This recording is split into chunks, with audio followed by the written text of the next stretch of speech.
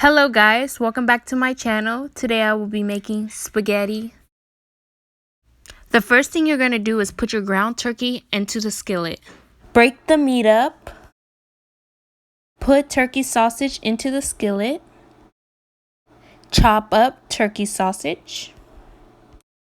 Put meat into a strainer, get off all that grease. Chop up garlic and put it into your meat. Now you're going to chop up your onions. Now add your onions to your meat. Now it's time to season your meat. Add sauce to your meat. Mix that all together. Add seasoning to your meat. Fill pot up with water for your noodles. Add seasoning and onions to your pot. Then put your noodles in the pot.